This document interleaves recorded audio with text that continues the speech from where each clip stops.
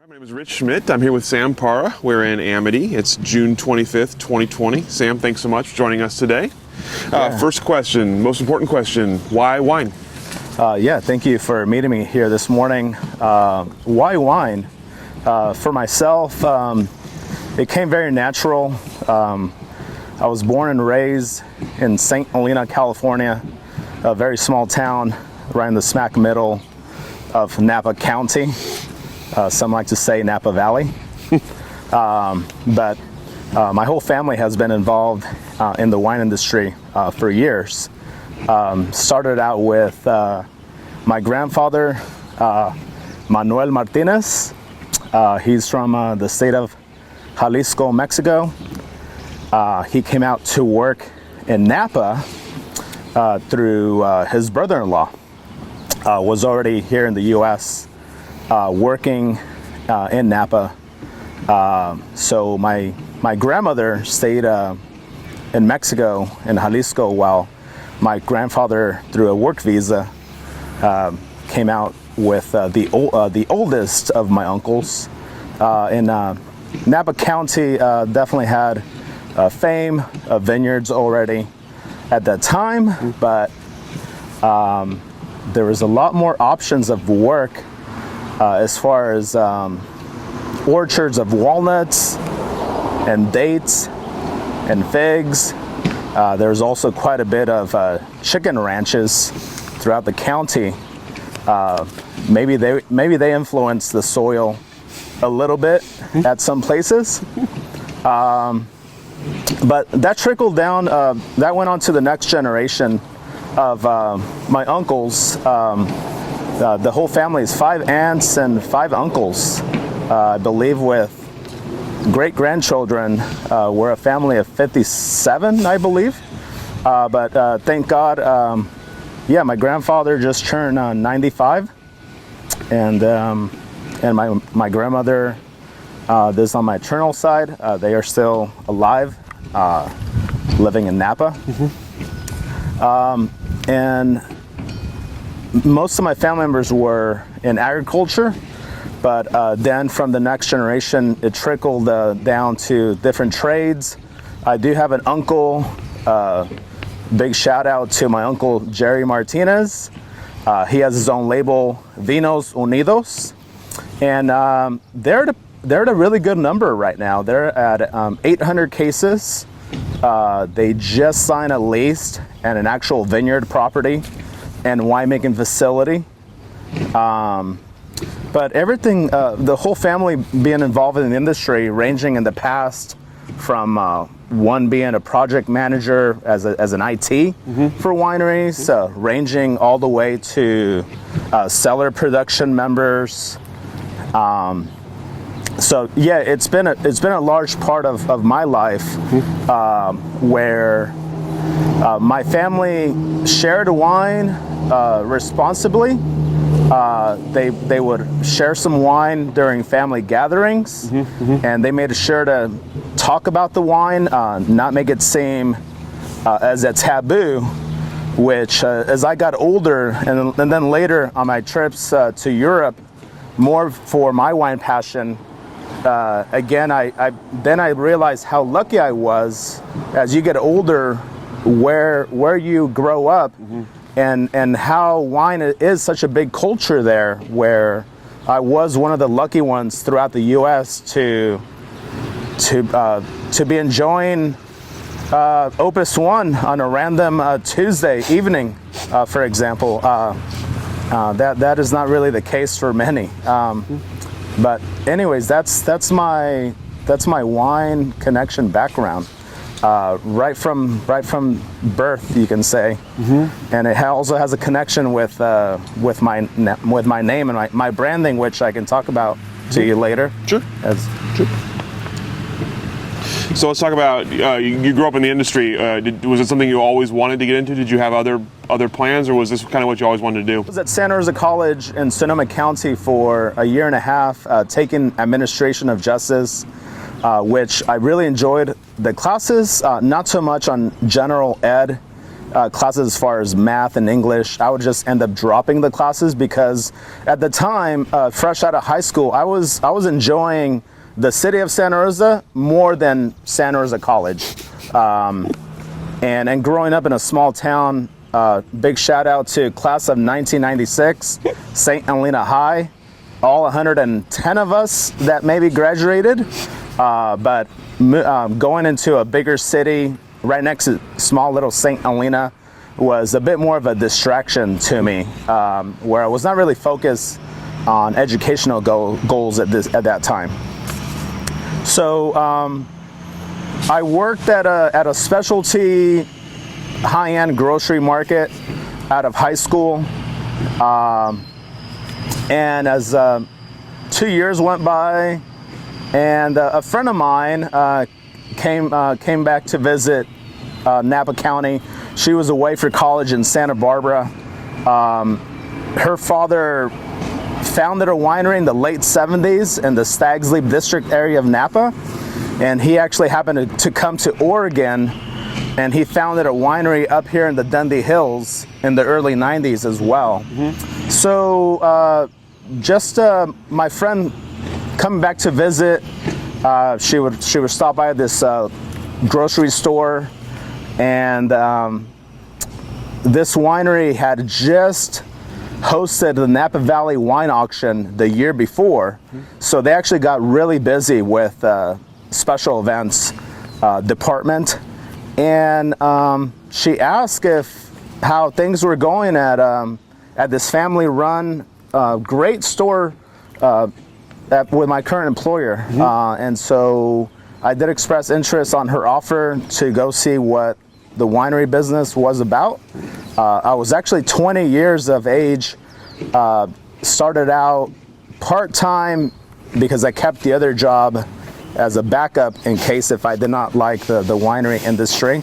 But at 20 years of age, in Napa, in a busy area, mm-hmm. they did keep me busy as far as packing wine for ship orders, setting up tables and chairs for events, cleaning stemware, anything but not to touch alcohol or a wine key or make a transaction. Mm-hmm. But 6 months into that job, I did turn 21, and I did enjoy the industry since I already enjoyed wine previous to being 21. Mm-hmm. Mm-hmm. So you get your kind of first step into the industry at that point.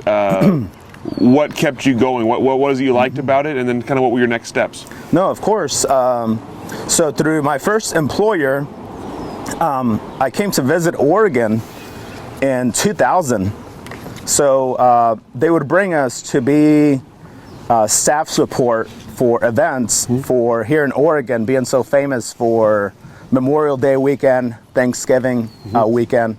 So we would drive once a year, and they would fly us once a year. So that felt very special in a way, just being 21 of age, flying in this nice little Cessna out of Angwin, California, and flying to the little small airport in McMinnville, and then flying in with the owner, which was just a great character, like a plumpjack, like a bigger than life character where he can do as he pleases in a way, and he wants to show everybody a good time as far as the entertainment factor for business.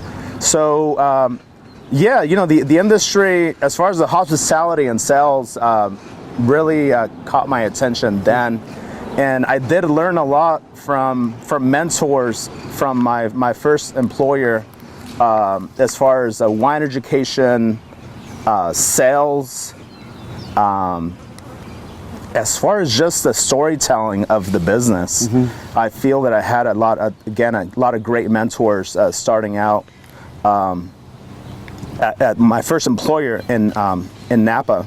So then I returned to school at a part-time basis in Napa Valley College, and just taking general ed and eventually taking prereqs in order to transfer to Sonoma State. Mm-hmm. And once I transferred to Sonoma State, That's a job itself. So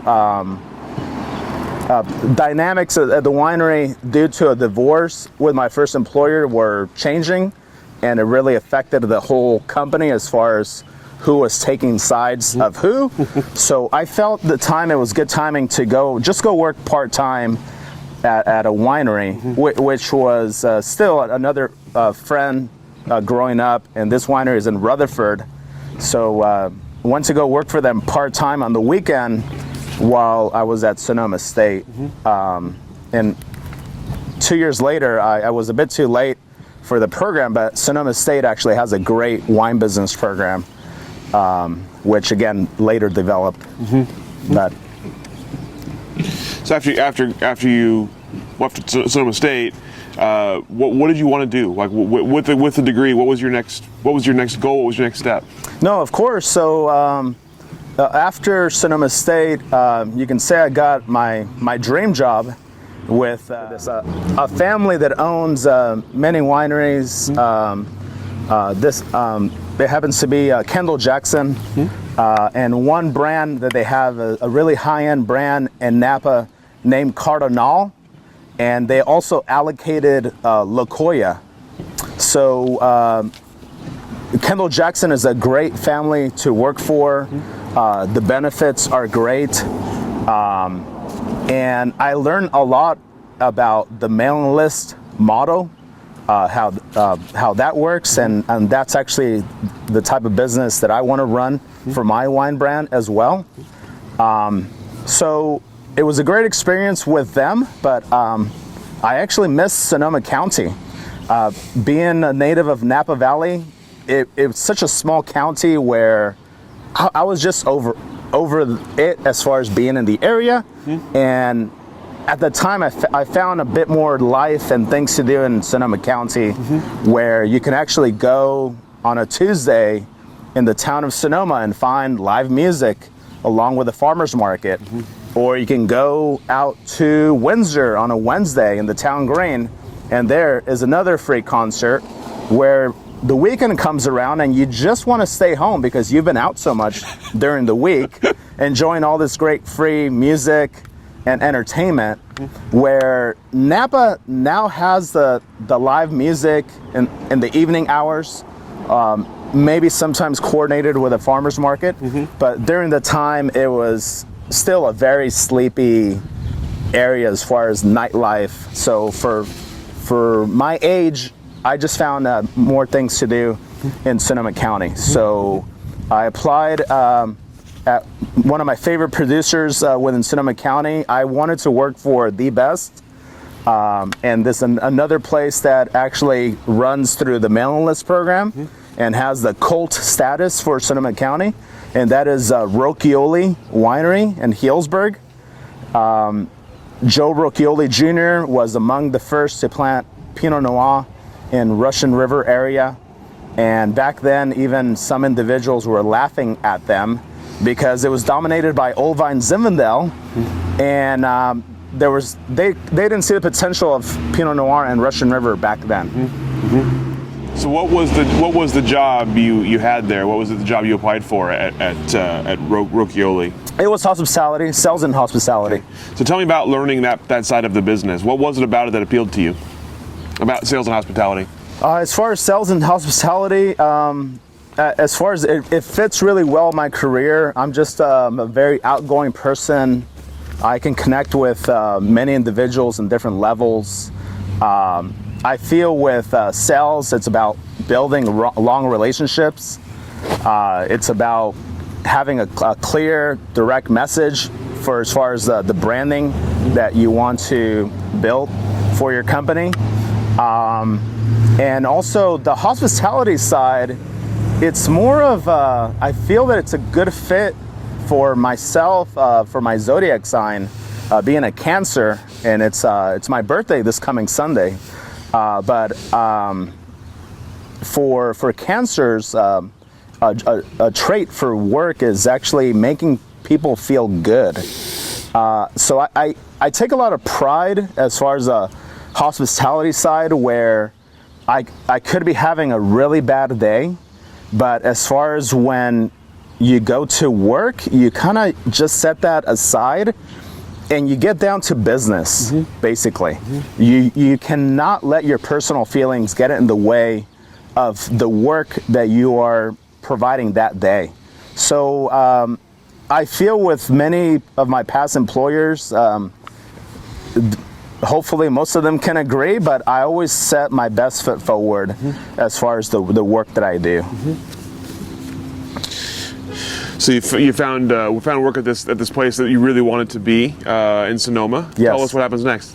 What happens next is more of the high cost living in the Bay Area, where I did really enjoy work directly for a winery, but having a background in business and marketing, you just find better paying jobs in general and sales related, and that's not wine directly coordinated with wine, but for sales in general, where it comes naturally to me, but it's best now what I'm doing when I combine sales and something that I'm passionate for as far as wine. That is the great combination for myself, what I'm doing now in Oregon. So what point did you come back to Oregon? So my wife and myself, we moved in the summer of 2016. Now, I've been visiting Oregon since 2000, even though I did leave my first employer that I had travels through Oregon. I always came back to visit, actually. Just this place reminds me a lot of Mendocino County. Things are a bit more spread out. It's the vineyards have not taken over yet. Being such a large area, it's great to have the grass seed companies, the Filberts. Of course, one industry now disappearing is cherries, now being taken over by beautiful vineyards. But it's a lot more spread out here, which I really enjoy. It's a beautiful counties to drive through. I live in Polk County. I make my wine and I work personally in Yamhill County. But what brought us to Oregon was my in-laws moved to retire in Buena Vista, just south of Independence. My sister-in-law made a move out here as well. My wife has only one sibling. She does have a very large family, but it was time to exit California and come out to Oregon, where they accept dreamers, right? And I'm definitely a dreamer, and my goals are gonna become a reality next week. So we'll talk about that in a second, because I'm excited to talk about that. But before that, let's talk about when you got here. What were your kind of goals for being in Oregon? What did you want to do first, and take us kind of along the places you've been here in Oregon so far? No, of course. So moving out to Oregon, first was the goal of home ownership. Just as an adult, as many adults want to have accomplished that goal in life. Even when we moved out here, we did lease a place in Newburgh for a year. At that point, we were already looking at properties to buy out here. And I also found a job fairly quickly, with a great property that had ties to my very first job in Napa County as well. But that also gave me flexibility, with their permission, for me to seek out extra work at wineries, not sales related, it was labor work. And from winter of 2007, that's when I got really serious as far as opening a separate bank account, start savings for my goals. And even at that point, we knew that we were going to stay in Oregon. It was just not a move to try it out. We moved out here to settle roots. So at what point along the way did making wine and having your own brand become the dream? No, of course. So for the making side, I've always made wine with friends and family back in California. But now with Oregon, and I really want to express this message for others that have the goal to start your own brand. I'm about to turn 43 next week, but when I go to do general labor at other wineries, and a lot of the general labor happens to be bottling, you meet a lot of interns from out of state that move out here with the same dream. And I say, yes, make that dream a reality. Just make some plans, network out here. It's a very friendly environment as far as having the mentality of helping out a neighbor.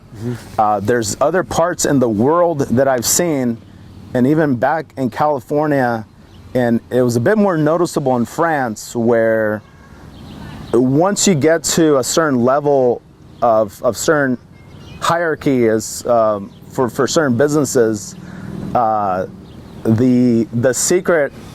secrets do not go out of certain properties, as way of a famous chef, right? Not providing his full-on recipes. So my dream came true last year. I had an opportunity for a 1-year contract at a co-op to start making wine, and I've also been in touch prior to an owner of Zenith Vineyard, which I consider one of the Grand Cru vineyards out here in the whole state of Oregon as well. So it was really good timing as far as being financially ready, having the flexibility of time to invest and not just financially invest, but commit timing to make the wine through a consultant winemaker. So that's how it started for me last year. And I believe you're going to show a clip or pictures later where I'm making my move this year, and the jump, the growth will actually be a bit large from what I started. Due to COVID, there's going to be an open market. There's going to be many contracts out there for varietals such as Syrah or Viognier, where most of the time growers want to sell you Pinot Gris and Pinot Noir, which is fine. But for myself, starting out a new company, I have to start producing and start out selling something different. There's too much Pinot Gris and Pinot Noir in the market right now. It's flooded throughout the whole state of Oregon, so I have to start different. And so you're making your first bottling next week of your very first label, very first production. Tell us, as you went to find, kind of talk about the logistics of starting a brand. We talked a little bit off camera about kind of the copyright issues of protecting yourself, coming up with a name, deciding what you wanted to make, deciding where you wanted to get the grapes from, deciding where you were going to make it. Tell me about the steps you took to start Parra Wine Company. No, of course. So this has always been plans of mine in California, but it's a bit more flexible in Oregon, just having the lower cost of living. And I definitely had to do some research for a trademark. My last name is Parra.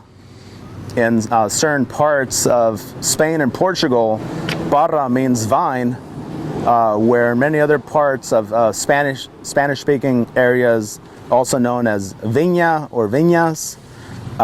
So I've always had this goal in mind back in California, but the dream came true here in Oregon. So as far as the grower side, it was through a posting they had on the production industry page, where they had Tempranillo for sale.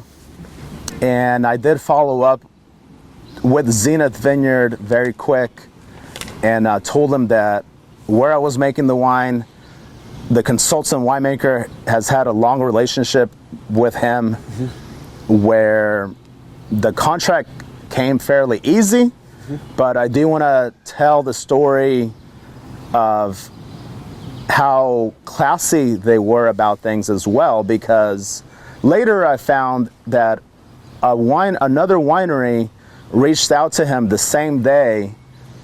They wanted to buy everything that was announced for sale. And for myself, I felt that was a very classy move of Zenith Vineyard. If they could have just waited till the end of the day, maybe check their emails. For me, it's maybe why give somebody just starting out a chance where you have an established winery that is willing to buy all of it in one transaction, where I thought it was very classy of them to reach out and say, we want to give somebody new a chance. We grow very little Tempranillo, so I thought that was great of Zenith, and again, very classy, where I am buying more from them, and I told them as soon as I save enough, they will be the first that I'm going to buy Pinot Noir from. So you have your grapes, and you have a consulting winemaker. Tell me about what you. Oh, go ahead. Here, we'll edit that. And then also on the production side, a quick story. My consultant winemaker happened to be the first full-time cellar master at the Oregon property that I visited in 2000. He was just about to actually leave them to pursue another job, and he was planning to start his own label at the time. So this is going back to building relationships and networking and just meeting good people out here, where, you know, I met him very, very brief in 2000, and he happened to visit my first employer here in Oregon in December of 2016. I had just moved to the area that year. He was entertaining some friends from out of state, and I happened to be the one to host them.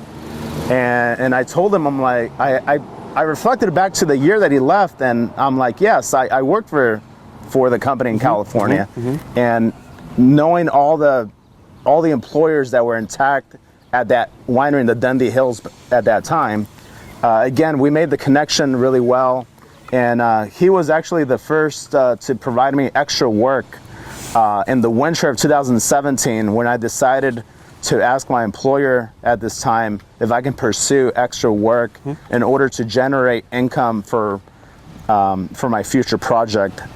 So this is, again, somebody that I've met 20 years ago. I didn't have a relationship with him for 20 years, but more of how small the wine business can be. So as you're making your first wine, as you have this Tempranillo from, like you say, a vineyard that's very highly regarded, what were you setting out to do with your first wine? What did you want your Tempranillo to be? What was your winemaking philosophy? I wanted the Tempranillo to have the true expression of a single vineyard, and also to embrace a vintage as it comes. 2019, the big challenging part, the big surprise we had of rain happening in October, and the grapes are still hanging outside. So I do have to express this. This will not be the Tempranillo that I've enjoyed in California and in Spain, as far as the bigger structure. But as far as embracing the vintage, and for winemaking, you have to embrace, again, the vintage and what is thrown at you. I feel that's when a quote that comes in the industry, where really the challenges thrown out there of a vintage really are the results of true winemaking, how quickly you adjust to that vintage. Yes, the wine is made. It's a healthy wine. If you're a big fan of Trousseau Noir or Pinot Noir, it's going to be more of a body, of a texture, of a medium style red wine. And another challenge I had for my goals is not aging the wine long enough for the first year being that I only had a year contract with this company in McMinnville.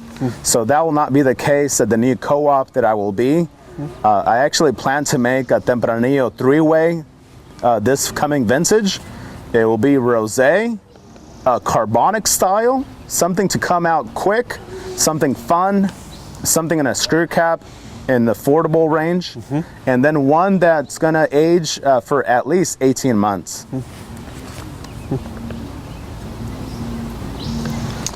So in addition to that, you've also been obviously you've been involved in Aivoy, a new nonprofit here in Oregon, and I should at this point disclose that I'm also on the board of Aivoy along with you. Tell me about how you discovered it and why it was important to you to become part of the organization. No, of course. So I first I've met Jesus Guillen, may he rest in peace, through previous travels in Oregon. To me, it was always an honor to take my guest to White Rose, having the only Mexican winemaker in the whole valley. I mean, he was not the only Latino in the whole valley, but just a combination of his brother, Dago, which is on the hospitality side. It was always great to see him, but it was always a treat when Jesus would come out and talk to guests, which he often did. And so I first met Miguel Lopez and Sofia Torres McKay through a fundraiser in McMinnville in the spring of 2017. So I happened to be volunteering for this fundraiser as far as being in charge of the silent wine auction. And then also the director of the fundraiser happens to be going by the table where Jesus, Sofia, and Miguel were sitting at, and he made a quick introduction to with Miguel and Sofia. I soon visited Sofia over at Cremosi to taste her wine, and then Jesus Guillen visited me soon after that fundraiser in June of 2017. He came to visit me at my employer in the Dundee Hills, and he heard about the work also that I did with Salud. I feel during that time they wanted to get a team together, so it was a great honor how they felt as far as the work that I did through volunteering with Salud through the Northwest Lutheran Community Services. So it was a great honor to hear from Jesus himself that they were going to start to organize a Latino Alliance and to start organizing meetings, which you have been a part of from the beginning as well. And we definitely did not have the name of Aivoy set at this time. And the meetings were very small, but they were very meaningful at the time. And especially to me, just having such a large background in agriculture through my family, and my grandfather leaving Mexico at such a young age, and him pursuing his dreams, and that became a reality in California, where I want to help some for them to meet their dreams out here as well. So as Aivoy became, obviously Jesus passed away, Aivoy started to take shape and take a name that he had suggested. What did you understand the goal of the organization to be, and what did you understand your role in that to be? No, of course. So with Aivoy, our goal in a great partnership with Shemeketa is to seek out sponsorship for Latino vineyard workers to pursue higher learning. This is going to benefit some that want to continue on the viticulture side, because some may not express interest on what happens when the grapes are delivered at the winery and what happens afterwards in the winemaking. But there's many that actually do express interest. So now it's great to have an organization there to mentor and support Latino vineyard stewards. And my role from the beginning has been a donation coordinator, and also working really close with Sofia Torres McKay and Deanna Ornelas to seek out sponsorships and fundraising efforts. I feel with my sales background, that was a natural fit. As far as the follow-up factor, many donations do not just take place with one simple email. You might know the person you're sending the email to, and you do have that connection with them, but you do not know that person being flooded with 500 emails per day. So I feel that myself being very natural at following up and building relationships came very natural fit. And they gave me the title of co-chair of Aivoy, and I look forward to the future of the growth of Aivoy. It's definitely a bump in the road right now with COVID, not just for us, but many other nonprofits and industries in general, and including my release as well of how COVID will affect me this summer, but I still have to move forward and come up with I have to move forward and continue to grow my plan B and develop my plan C and beyond. You talked about meeting Jesus and being the only Mexican winemaker in the valley at that time. That's clearly changing, and that's something Aivoy is striving to find the next Jesus, the next person who wants to be a winemaker like he was. As Mexican descent, a Latinx winemaker, what does it mean to you to see now you have your bottle? What does it mean for you to see your name on a bottle and to see the people you're helping through Aivoy Yes. kind of taking their next steps? Well, no, for myself, it's a dream that becomes a reality now, and I am in contact for my own personal brand. This is definitely a long time dream. I have been very lucky, and again, I realize this now as I get older, where I grew up as far as the strong family ties within the business, where there are some out here living in the area and actually connected as students through Aivoy. One specific student lives in Lafayette.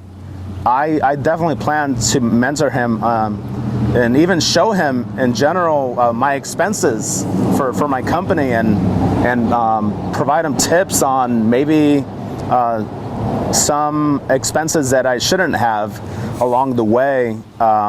So hopefully my long dreams can be of others as well, that I can help along the way for them to establish their own brand.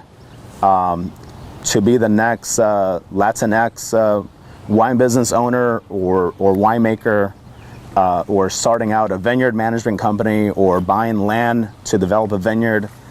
As far as just seeing all the years that my grandfather struggled as far as the physical pain he had, like multiple knee surgeries out in the vineyard. You know, with Aivoy, it's not as far as educating a vineyard steward for them to step away from from work out in the vineyard.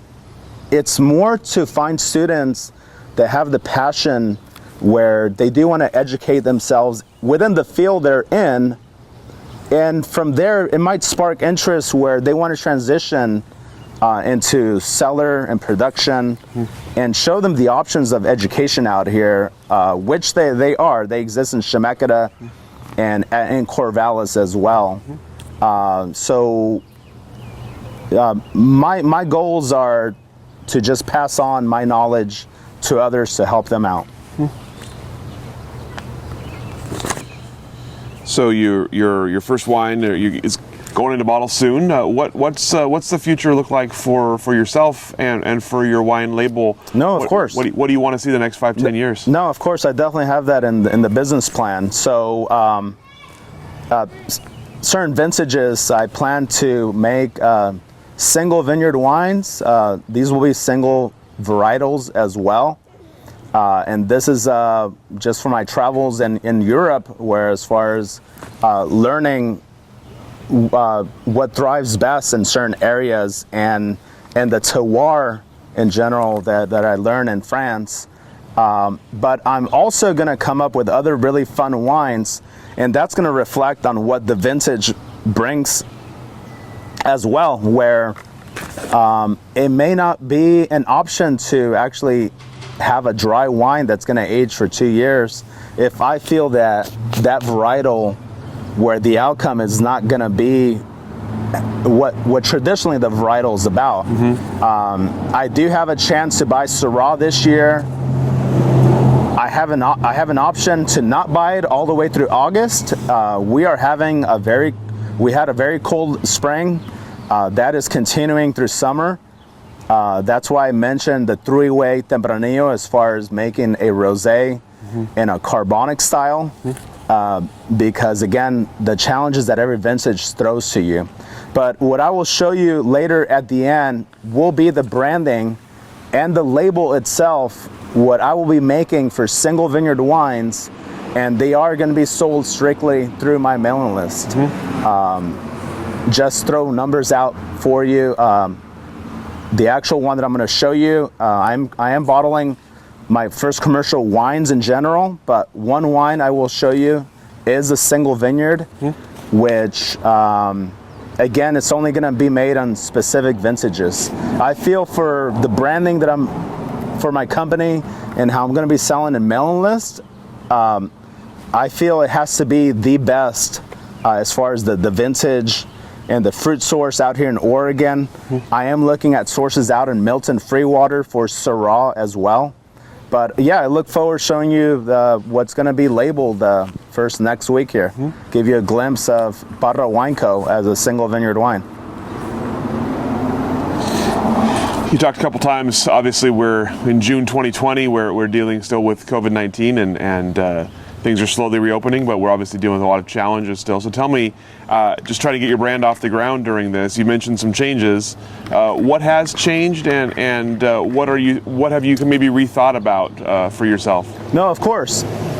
So what has changed is I saved a certain X amount of cases that I was going to sell here directly in Oregon. Half of it is sold with my clients in California, but the other half I've been in touch over time with hotels in Portland or out on the coast. I've also reached out to certain museums. I want to stay away from the wine festivals. I have attended very few, but just as far as what I've heard at certain festivals being more of a party scene, where how COVID has affected me is I am not going to be doing pourings now, mainly in Portland or along the way on the coast. So now what has changed is more